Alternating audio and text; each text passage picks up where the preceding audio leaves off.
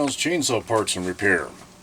I had an extra day this week to work on saws due to the fact that the kids have whatever the latest plague is going around, so I would much rather spend the time out here than sucking germs in there. So, what can I say? The ProMac 55 is running. It's amazing when it has compression that's adequate to run, it'll run. So the parts one, again, had a beautiful piston and cylinder. So that made this a real easy swap-a-roo. I probably tore it down and had it reassembled in about the time it took for one of those videos. What can I say? So what was wrong? Well, that's a great question. So I went on, online. I was trying to find some information about pistons for these things, because the one that came out of here, I don't think had anti-rotation pins. I think that's just carbon. It is. That's no. That is an anti-rotation pin. So, what happened? Well, that's what happened. I know you guys can see that. The top ring, the top ring is smashed into place because of whatever the hell happened there, okay? Don't ask me what. What's funny is the lower ring is free, but it looks like there's perhaps a chunk missing, and if it isn't missing, it's worn away from whatever was going on here. So I don't know if that is what is left of the anti-rotation pin and it came out. Look how deep that gouge is. I mean, that's freaking deep. So, and what I could see when this does not defend or make up for not doing a compression test, but that tiny little bit of scuffing was what was visible in the muffler port. So I guess in some ways, the fact that it would run with a ring pinched like this, it would run at all, that's kind of amazing, I suppose. But you saw I was able to stop the clutch drum. I've got it idled down now. It has enough compression and enough torque that I can stop the clutch drum and not have an issue with it. So, yeah. What can I say? Live and learn, right? And sometimes you have to relearn those hard lessons of what compression should be. In fact, just for grins, we're going to test this. We're going to throw the gauges on. We'll see what kind of compression she has right now. Because why not? Now, I'm going to guess that you guys, where you can see what I'm up to.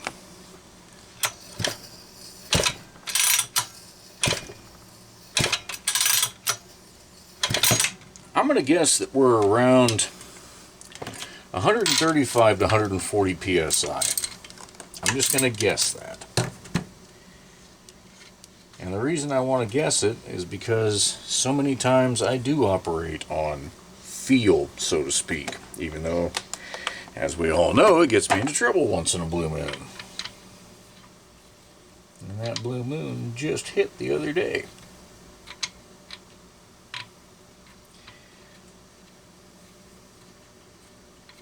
Alright, you could just thread in and stop pissing me off. That is the thing. There we go. Okay.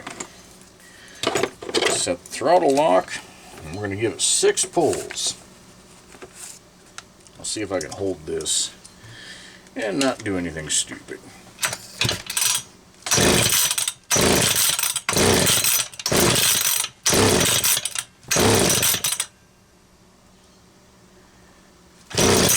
I lost count.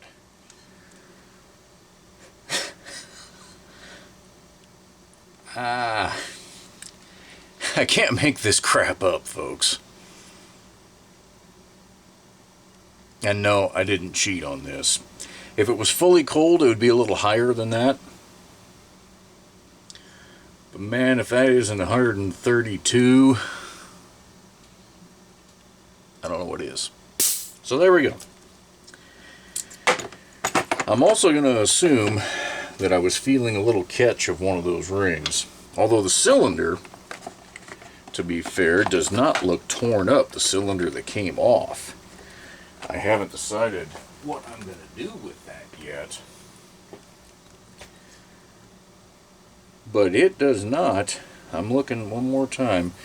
There's some chrome wear right down in here. Not a lot. But at the muffler, right there, that's right where we were at. At the intake, same. Oh. Okay. Scratch that. Literally scratch that. Let me see if my phone light will do what we need to do. There is a spot of missing chrome here. Yeah, I shouldn't need to put in the passcode to turn on the flashlight. Are you serious? What is it we're doing here? Okay. I can't see shat in the viewfinder, so I'm hoping you guys can see that scratch.